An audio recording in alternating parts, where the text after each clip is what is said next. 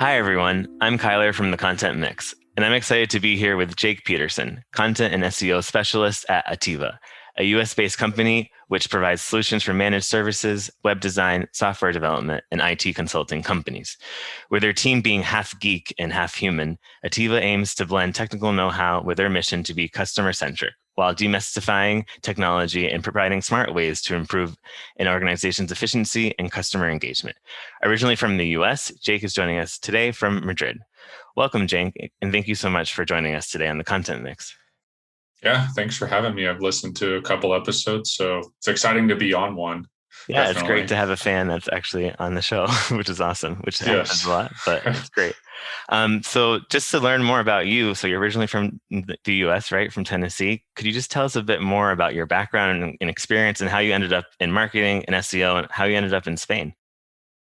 Yeah, sure. So Spain, pretty normal. Like everybody, I came as a conversation assistant years ago and ended up devolving into something else. And I'd always had an interest in writing and editing. And I was actually originally an editor for an ESL magazine based here in Madrid and ended up leaving that job, but, kind of wanted to still keep doing some writing. And so I was able to take advantage of one time visiting back home. I got an interview with a SEO link building company and I was able to start writing content for them. And so that's when I kind of started to learn about SEO and marketing a little bit. And we talked about those a little before the podcast, but sometimes with SEO and marketing, there's always so much to learn out there. So I just tried to start picking up different skills and whatnot. And I ended up leaving that job, or I actually lost that job because of COVID last year. And then I was able to kind of roll my way into this current position now as the content SEO specialist with Atiba. So kind of a long, weird road, but it's good to end up here, I guess. And Ativa's based in the US, right? So you're working remotely for them.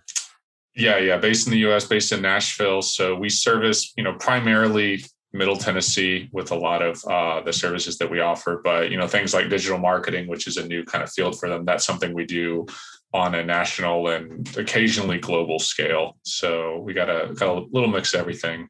That's great. And I mentioned a bit about what Atiba does and the work that you do, but could you tell us a bit more about the company and kind of what clients you work with?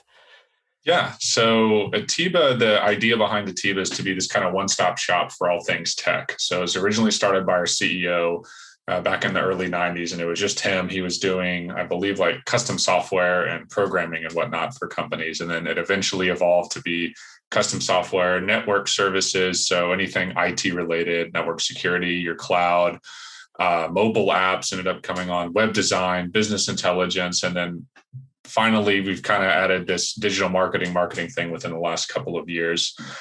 So the idea is that, hey, if you have an IT problem, well, you also have, let's say you want to get into business intelligence, so we do that too. Oh, you're designing a website. Well, we also have, SEO and content writers to help you do that. So it's a pretty unique company. Has definitely changed a lot since the pandemic, but it's pretty interesting to be working with so many people who are very knowledgeable and a lot of stuff that I don't know anything about.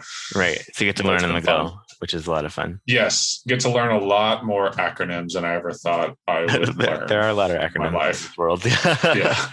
Too many in tech, if you ask me. Yeah, a lot to keep up with. Yeah. But it's always great, I think, learning on the go and kind of learning from your peers. It really gives you I'm all for education, right? But I think learning from people and learning different techniques and approaches to different things really makes you a better or more well-rounded, in your field. 100%. Mm-hmm. Yeah. And so just like myself, I started out in English teaching as well, but you've been in marketing for a while now. And have you seen a big shift in marketing over the past few years, especially with, the pandemic? Yeah, I think so many companies right now and so many freelancers are being asked to do so much in a way. So you come in, you say you're in marketing, and I feel like marketing maybe 10, 15 years ago used to kind of be its own thing. But now it's, you're in digital marketing. Okay, you need to do PPC, you need to do SEO, you need to do copywriting, you need to do branding, reputation management. You need to do all this stuff. And so I think a lot of times people get stretched really, really, really thin when it comes to digital marketing because one of the things we always say to Atiba is we let our experts be experts. And it's really hard to be an expert when you're being asked to do 10 to 15 different things. And so I think that's been a real kind of one of the challenges that marketers have faced in the last couple of years, is they're just being asked to do so much at one time. And so it takes a lot to, be able to put yourself in a situation where you can work, but also learn, and then also take on new things, and then actually get good at those instead of just reading about them. So it's definitely a tough world to be in, but it's an area where you can learn and you can grow. Yeah. So it's hard to specialize now, in your opinion? I think it is for a lot of people. I'm fortunate where my role is very, very straightforward, but we have worked with a couple of freelancers, either from other clients or, contracted, where they say they can do one thing and it's not their fault, but they maybe only know a little bit about it because they're having to dedicate so much time to everything else. Exactly. So I feel like now it's competitive in the world of being a freelancer, because there's so many different options for talent, and people think they have to kind of put on all these different hats to kind of have more, I guess, I don't know, range in their services. But then going broad and not going deep, I guess. Exactly. And we're losing that important that we used to place on being a specialist in something. And you're a specialist in SEO. So I guess to move to the next question and learn more about your specialization in SEO, how did you get into that, or what attracted you about it? And I guess you've developed a passion for it in a way. So how did that happen? It's been, I've always been interested in IT and tech, but I never thought myself to be as specialized as, I'm going to go, be able to learn Python, Java, and PHP, or all like the full stack things. So I've always, kind of been interested in it. But the way I got into it was initially because the place where I was working at is the link building agency. They said, well, your articles are usually pretty good, but the articles that you write about SEO and marketing are really bad. And I was like, well, no one wants to hear that. And so I decided, well, if I want to be good, then I need to go learn SEO. And so that's where I kind of really started getting into SEO, and that started off with just learning the basics and then really trying to get into some deep stuff. And it's an ever changing, ever growing field. But that's kind of how I got my start, was when someone told me, your stuff you say about SEO is pretty bad. So you should maybe specialize in that. But sometimes it takes a setback like that to make us realize, okay, then I should maybe work on this in order to be better. And then it's actually I'm not a blessing in disguise. Hot shot, I guess. Yeah, exactly. It kind of brings me back to reality and say, okay, I guess we always can keep learning, right? So it's always good to have those moments. And how did you learn about SEO? Did you take a course, or did you do research? Or I think I started off I kind of always knew what it was. Obviously, working for a link building company, you kind of have to know what SEO was. But we were as a content writer, you're kind of at the bottom of the totem pole of the whole thing. So I wasn't really given a lot of training, and that wasn't the fault of the people who I was working with. They obviously had to run a company and couldn't take the time out to necessarily explain to me everything. So started off with me just Googling and getting thrown around to certain places, tried, going through blogs, like the Moz blog was really helpful. I found an old friend from college who pointed me in the right direction. I took SEMrush or SEMrush, however you want to pronounce it. I took all of their courses.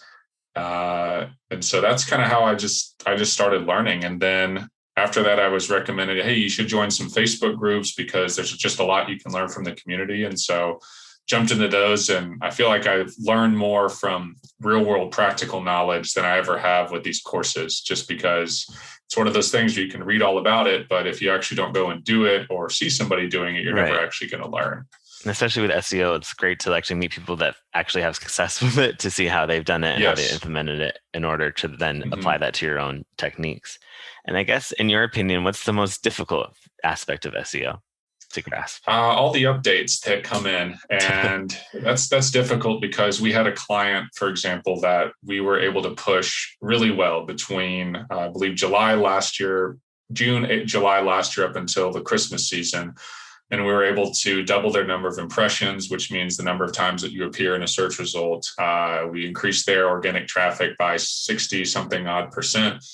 And then we got hit with the December update, and literally overnight on December 18th, everything just fell off for them. Everything, all the blogs that we did, all the service pages that we'd optimized just collapsed.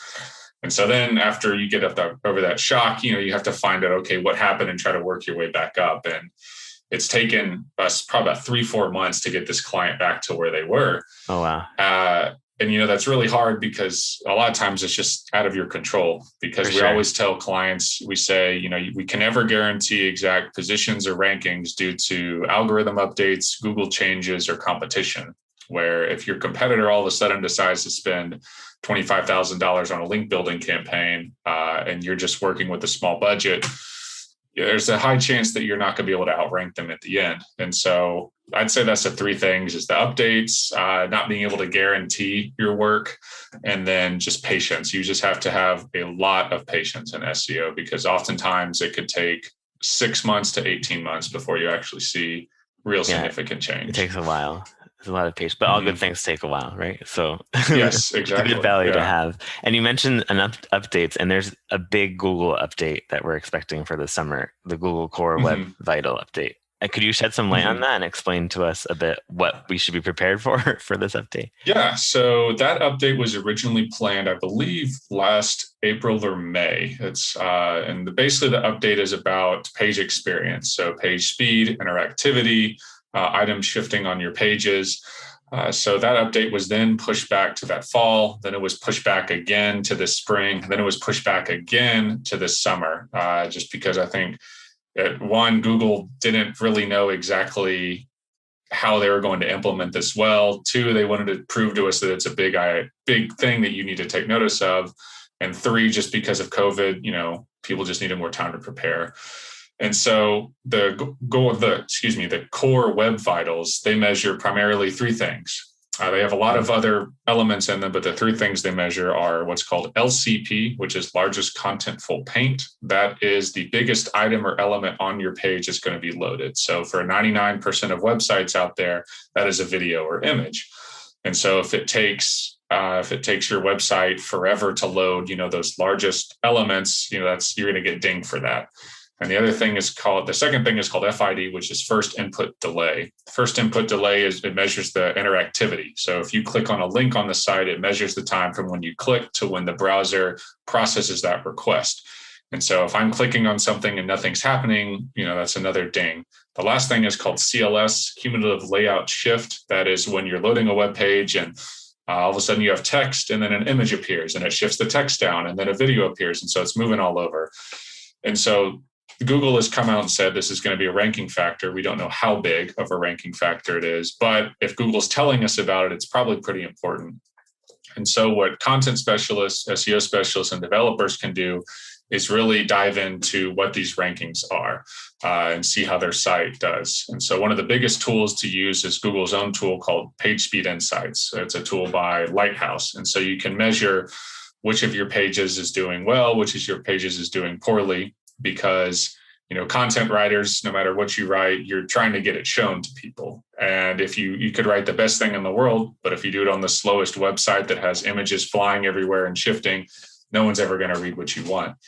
And so I think that's kind of really the important part that ties, content SEO and developers all together, is you all have to be on the same page and working to the same thing if you want the same results at the end. And do you have a lot of hope for this update? Do you think it's going to be a good thing for us? Or I think it will. I mean, it depends on the site. Good thing for us could be depends on who you are, I guess. Yeah, that's true. So, we've been advising a lot of our clients that have video or text or video or image heavy websites. Like, hey, we really need to look to maybe scale that back, make it a little more tight. Because if it's going to take forever to load, one, no one's going to like that. Two, you're going to get dinged in organic results. I think it'll be overall a good thing, because Google's primary focus at the end of the day is to provide the best result for their user. They are a service. They're trying to give you something. And if they're going to give you a website that takes 90 seconds to load, and every time you try to click on something, it shifts, that's poor on Google's part. Right. So I think overall it'll be a positive thing, but it's going to be interesting to see what happens at the end of August, is when this update is supposed to fully roll out, and see which sites go up or down. And how are you preparing? Just by doing research, or just kind of getting aware? Depends on the client. A lot of stuff can be simple things like, compressing their images is what we've seen with a lot of people, where they have these giant 2 megabyte images on their page and you're screaming. You're like, why is that so big? Why do you have it like that? Or lazy loading is a very popular thing, especially with any sites built on WordPress. I think WordPress now automatically lazy loads images. So any image that's not above the fold on your page will not load until you scroll down to it, something like that. And we're just telling people that they need to, invest time in development as well, or else, we could see your site be getting dinged. So at the end of the day, you're also having to just kind of hope and pray that things go well. So yeah, keep your fingers crossed and kind of trust in the process, right? Exactly. Yeah. And you mentioned your clients, and I kind of wanted to know a bit more about what kind of clients you work with and what sectors or industries. Yeah, so we operate over a wide range of clients. So we have serviced everybody from healthcare industries to legal firms, nonprofits, educational places, even like youth development centers, restaurants. So we have a wide range of clients, even up to travel websites and stuff like that. So it's really fun that you get to kind of learn a little bit about different industries that you're not which is really cool. Maybe fully invested in, but it is pretty neat because every day is different in a way. Are most of your clients in North America or in different markets as well?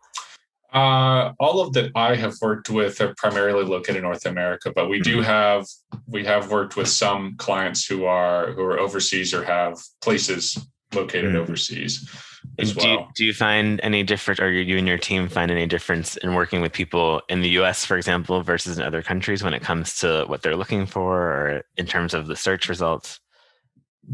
I can't speak for that necessarily because I have not done any international SEO, but I guess generally what people say is Google, is an English built machine. It is the toughest in English without a doubt, although it has been, improving a lot of other languages. But I have not worked, with, I guess, a lot of international SEO clients to give you the best answer to that. No, that's totally fine. It's just always curious to hear about, especially with languages, and something that we do at Vera Content is work in multiple languages and multiple markets. And there's always differences that can be surprising sometimes when you're working in one and then the other is totally different. So it's really interesting. And yeah, English does have a big impact, especially on Google in terms of search results. I think Google reads English, in my opinion, from just my time, Googling stuff in English and Spanish. Google, if I don't know the word for something in English, I feel like Google will eventually get me to that page. Or if I don't know the word for it in Spanish, I'm spending 5 to 10 minutes, trying to Google 1,000 different things before I can find what I want. And so I think there's, natural language processing seems to be better. I don't know if that's 100% fact, but just based on my personal experience. Yeah, for sure.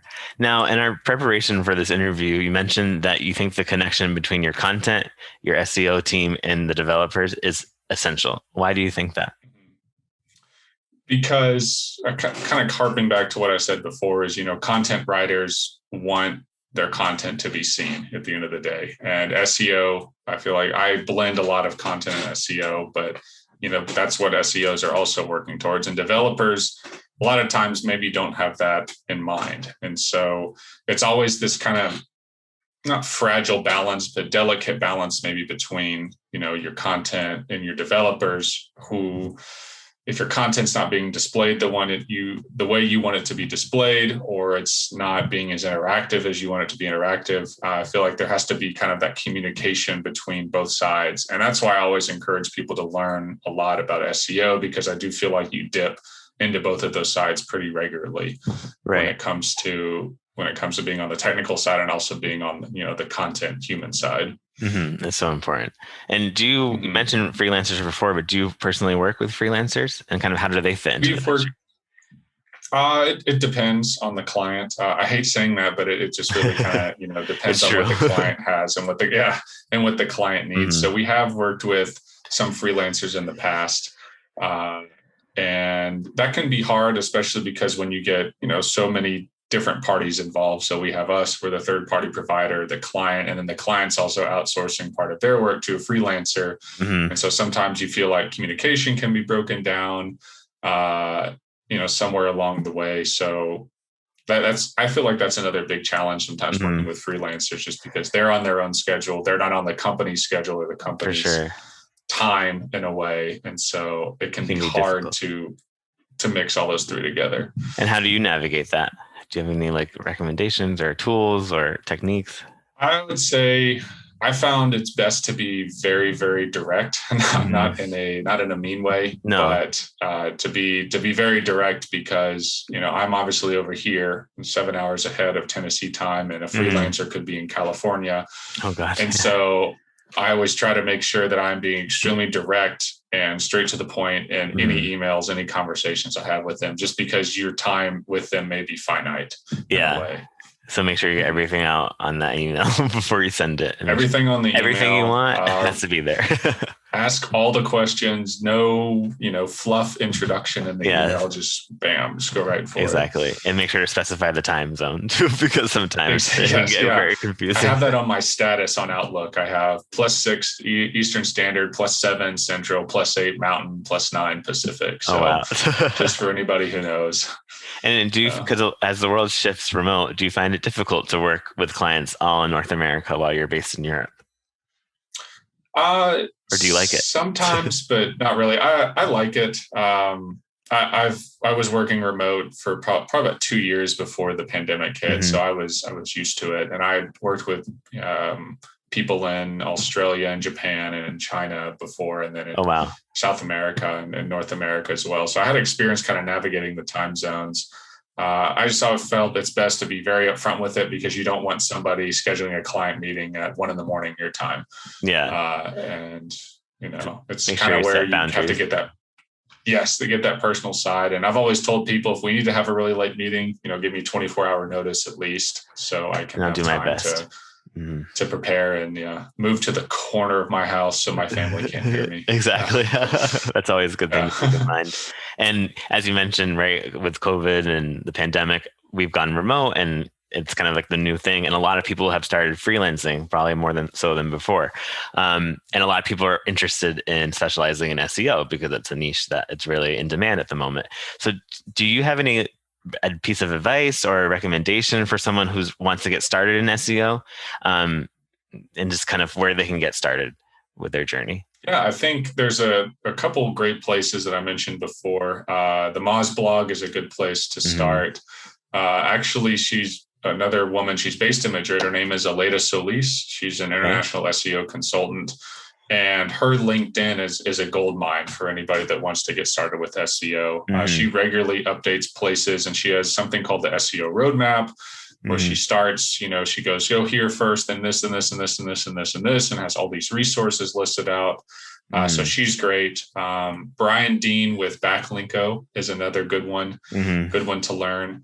And then it's also good to just learn about different tools. So start with the Google tools, Google Analytics, Google Search Console, Google Tag Manager, Google Analytics. I know Google has training videos for those. Google Search Console is pretty straightforward. Google Tag Manager, I hate it and I love it at the same time. It's very finicky, but very necessary if you are going to do SEO and analytics tracking. And there's a great YouTube channel. It's a German guy, I believe. It's called Measure School. And that is a fantastic place to learn about Google Tag Manager. And then the last thing is go get your own website and start breaking stuff. Start trying stuff out.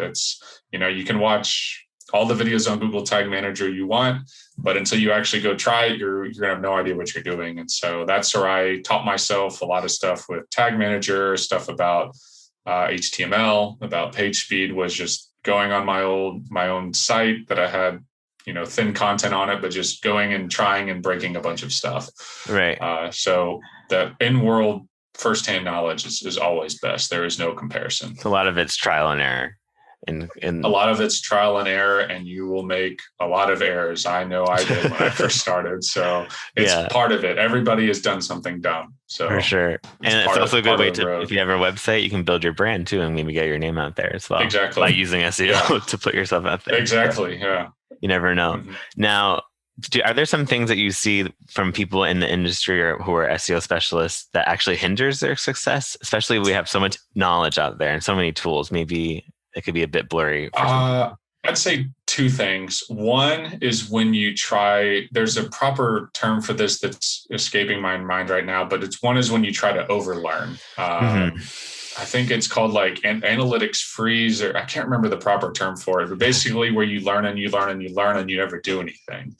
Mm, And I think that's what a lot of, especially beginning SEOs, make that mistake. Is they're always just trying to be a sponge, which is awesome. You should be a sponge, but there comes a point where you have to do something. right. And you have to try your own website. You have to take an internship. Hmm. I started off my kind of, I guess, SEO career. I was writing for free for a gambling website, and that's Wow. kind of how I started.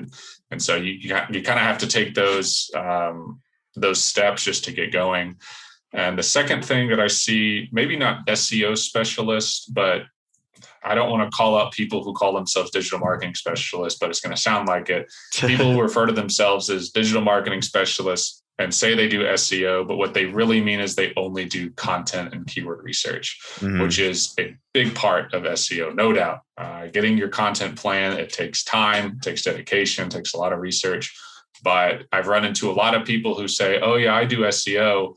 And then you talk to them a little bit and they do not do tech SEO. They do not do Mm. off-page SEO. They do not do any back end. And I always say, well, it's like saying you play basketball, but you don't dribble or play defense. You just shoot. Right. And so I think that's where a lot of people that they think that SEO is only the content side. And don't get me wrong, it's a big part, but it is Hmm. far from being the only thing. So I encourage anybody who, maybe they consider themselves an SEO specialist, but they don't know what a 301 or they can't distinguish between a 301 or a 302 redirect. I think it's time for you to go back and go try to learn For out sure. there. And I think I hope from that didn't sound too harsh, but just trying to be honest. No, Yeah. but you're being honest, and I think it's going to be helpful Yeah. for a lot of people, especially for those who are getting started in the industry. But also from those 2 points, something I just kind of pulled from that is just being humble. It seems like you kind of have to be willing to take risks to start off. It's something that maybe you're not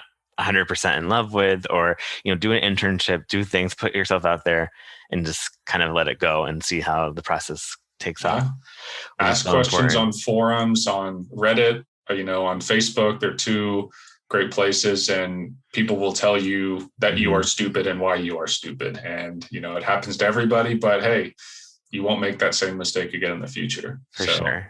Yeah, it's really important. And you already gave us some recommendations, which is always something that we try to include in our episodes so people can have some, tangible takeaways. But do you have any, especially now, right? We're working from home, and for unlike yourself, and I've been working from remotely for a while now too, but for a lot of people, it's still new. Do you have any like daily habits or productivity hacks that you would recommend to people to keep focused and stay productive?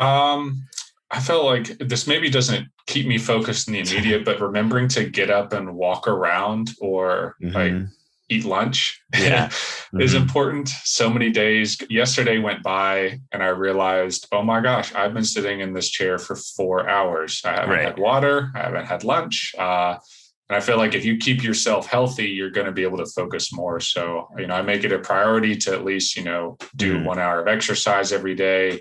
At least get up and walk around every 5 minutes, or walk around for 5 minutes every hour. Yeah. Take a break every now and then, get on YouTube, text a friend, something just to keep your mind where you don't feel like you're being Yeah. drugged down. So I felt like the best way to stay focused is to take those breaks. Mm. And so your body won't, kind of collapse in on itself in a way. Yeah, exactly. No, I agree 100% because we actually can get so caught up in it, you don't realize it. But it's Oh yeah. actually good to get up, do laundry, do something, call a friend to take a Mhm. break. Because those are things that we would, well, not doing laundry, but like talking to Right. people, having coffee break at an office. Those are things that we normally would do. So it's really important to not forget about that because you can then could like kill yourself in the end by not moving around, and Exactly. it's so Yeah. important. Now, do you have any recommendations for any industry events that would be interesting for people interested in I'd SEO? say some of the best ones that are regularly put out come from Search Engine Journal. Mhm. That's usually probably the best place to find SEO and marketing news. They Mhm. do have some helpful tip articles, but I like to go there because Google Search Console is rolling out an update in a month, and here's the new features, or PPC or Google Ads is getting rid of broad search modifier, something like that. And they also have a lot of webinars to sign up with industry experts, and they have a podcast called, I think it's called the Search Engine Journal Show. And so those are some great areas, not necessarily, events, but still kind of places to go to get information for sure. Now, as we wrap up the interview, and first of all, thank you again for all your great insight. But do you have any final takeaways or parting advice for our listeners? Yeah, kind of what I just said before. Don't be afraid to make mistakes with SEO, and especially on the tech SEO side, it's really boring because you're not getting to write that punchy intro or put the perfect CTA button or the perfect form. But tech SEO is very, very important if you want to succeed in SEO. For sure. So, yeah. It's just being open to doing something different and taking risks. I think that's one thing that we can take from this interview. That's something that you highlighted. And for our listeners, what's the best way to get in touch with you if anyone wanted to follow up with you or ask questions or connect? I think my LinkedIn is probably the best way. I think link will be posted to that on the page. You can find me. It's Jake Peterson, Madrid, if you want to search. I do have that website that I update once every 6 months. It's called theunitedstatesofspain.com. That's cool. Which is where I post random ramblings. But with a 1-year-old and a full-time job, I don't have as much time to blog as I used to. So For sure. Wish I did, but I don't. It can be a bit difficult now. You have a lot of things on your plate. It can, especially when your keyboard lights up and your 1-year-old thinks, "Oh boy, I can smash that with my fists." So, well, maybe one day there'll be a SEO specialist as well. They're already showing it. Yeah, maybe so. Maybe I'm planting the seeds early. Exactly.